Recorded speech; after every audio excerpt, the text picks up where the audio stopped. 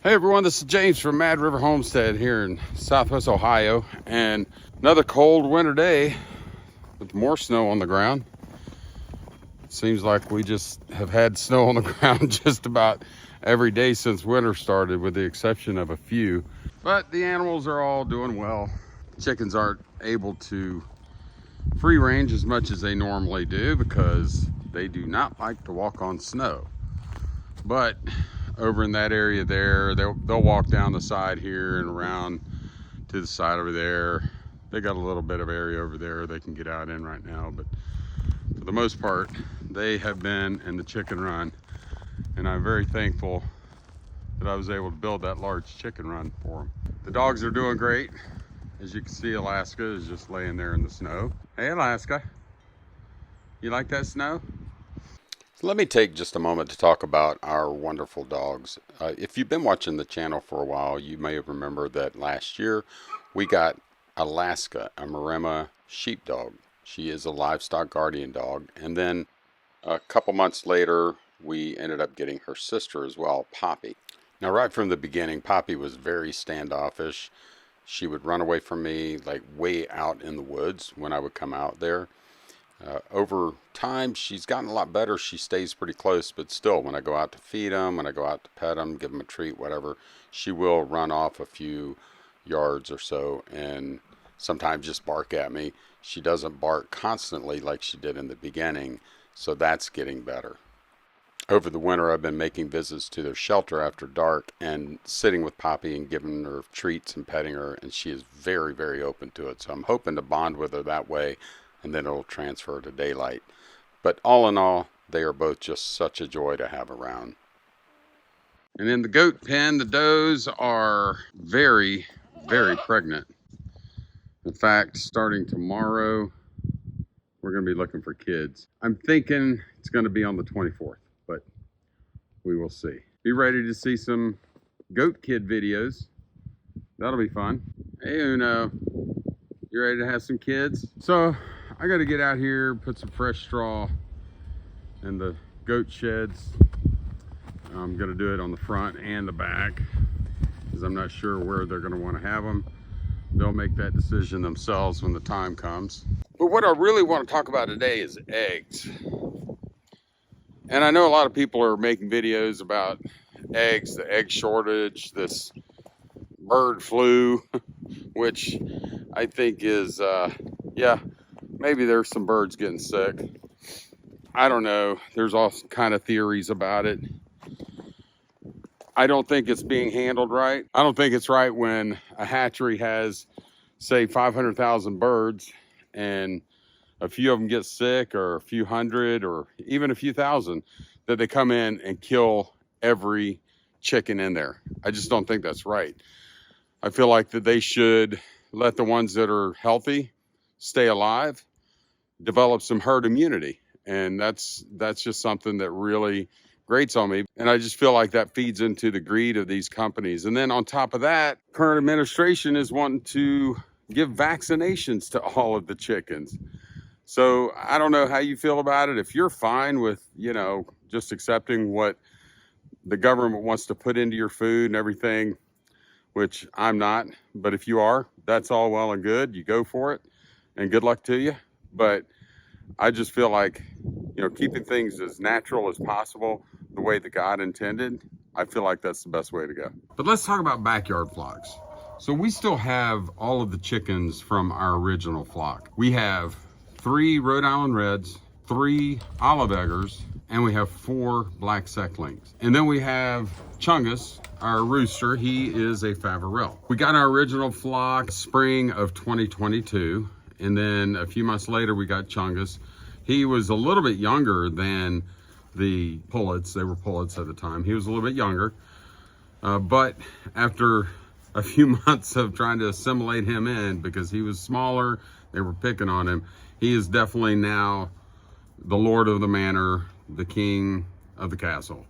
He keeps them in line, keeps them protected, and we have never, ever lost a chicken to any kind of predator. Partly because of the chicken run that we have, it keeps them very secure, but also he keeps a sharp eye out when they're outside and they do free range, usually from early in the morning till just before dusk. But now what we decided to do is start to breed only Faverel hens and roosters.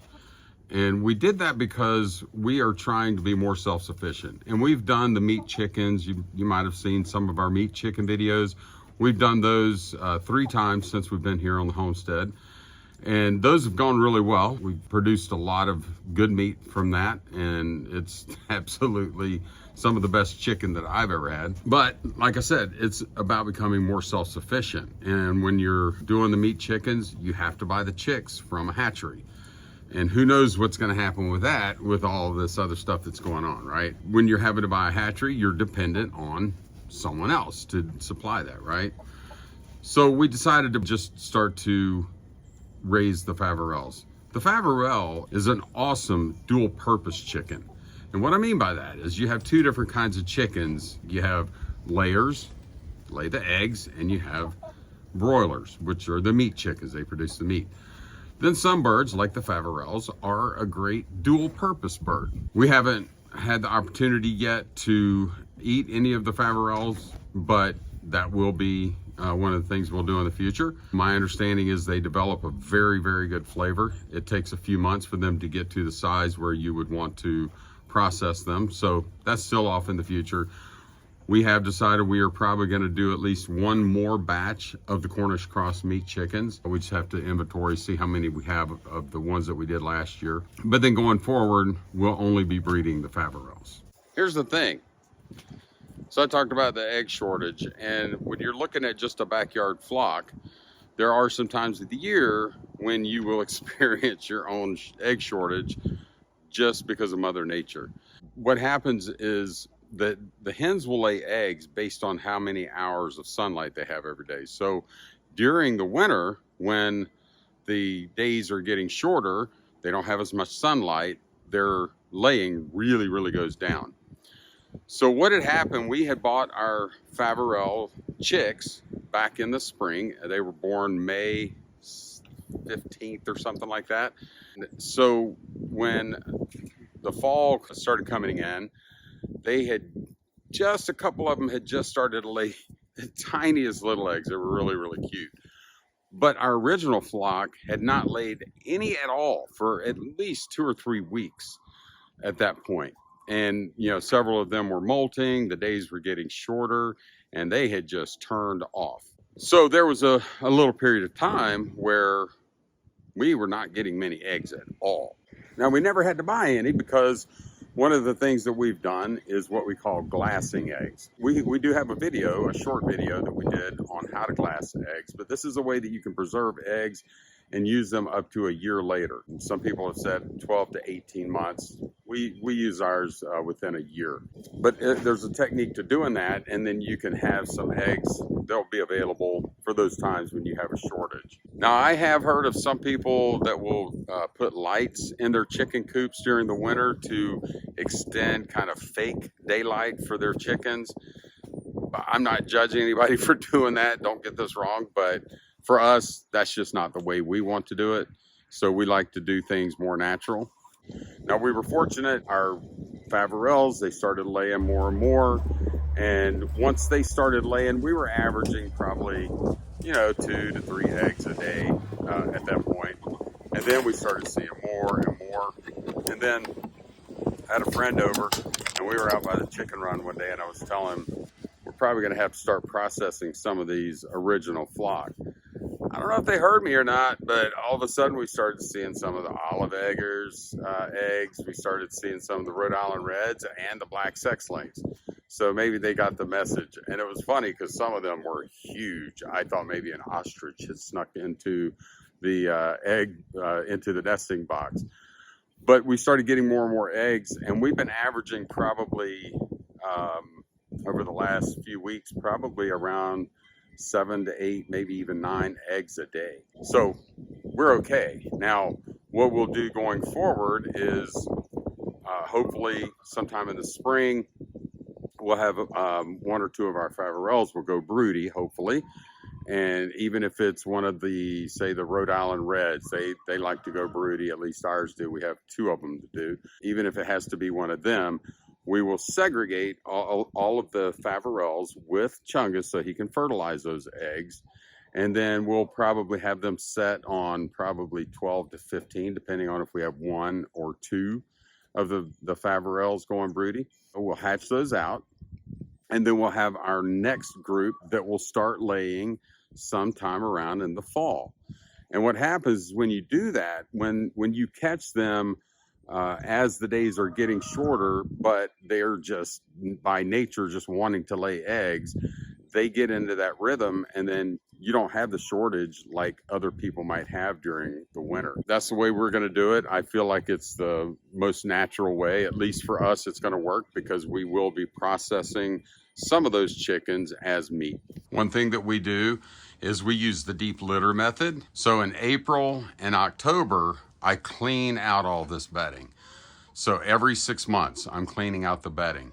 And what that does during the winter is all of that nitrogen in their chicken poop will mix with the pine shavings that we use, and it actually starts composting, and that's going to create some more warmth inside the coop. Now, we've had some ultra cold days this year, so it hasn't been optimal. It has gotten cold in here, but they've made it. Chickens can take, my understanding is, down to minus 20 degrees and be okay.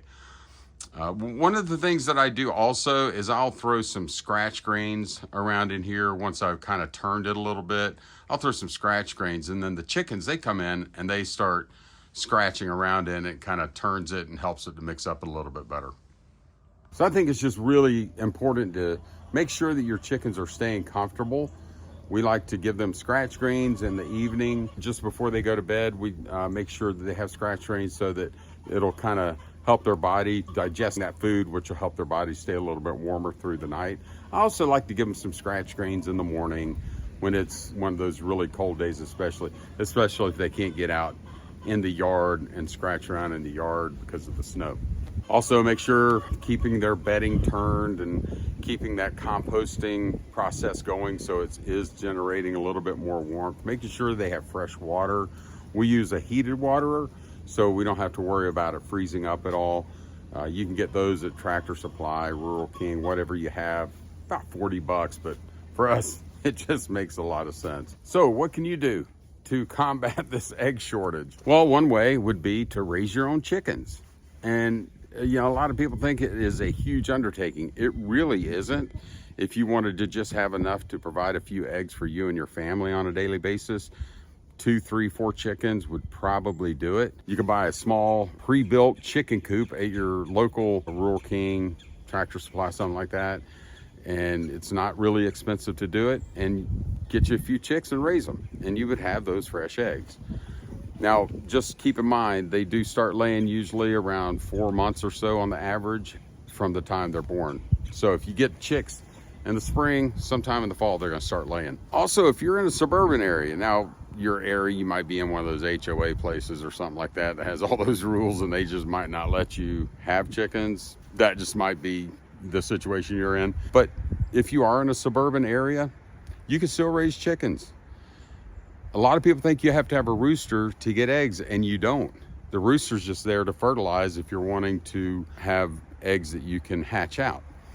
So roosters a lot of times are not allowed for obvious reasons, because they can get kind of loud. They don't crow only in the morning once or twice. They actually sometimes crow during the middle of the night. If they hear a noise or something like that, it will wake them up and they will sound the alarm. So if you can do it and you have a desire to do it, it's really not that hard. Other than that, try to look around for some of the people in your area that might be selling eggs. We do that here. We sell them for $3 a dozen. We're not trying to get rich or take advantage of people just because the egg prices in the store are up. If we can bless a few people that really need some eggs but just can't afford them, that's awesome. So look around. If you're even close to a rural area, if you drive 2 or 3 miles, you're probably, chances are, going to see a sign where someone is selling some eggs. So that's a good way to combat these egg prices as well. So anyway, that's basically what I want to talk about today. nothing huge or earth-shattering or anything. Obviously, everybody knows there's an egg shortage. I don't know if we're getting all the correct answers about it or not, but I do know one thing: it's usually all about money. So, you know, during these times, like I said, see what you can do about getting those fresh eggs. I can tell you they're going to be better than anything you can get in the store anyway. Even the cage-free eggs that you can buy in the store, the ones that you can get fresh from a farmer, from a backyard homestead, whatever it might be, those are going to be the best eggs you'll ever eat in your life. So thank you for taking the time to watch the video, and until the next one, God bless you and your family.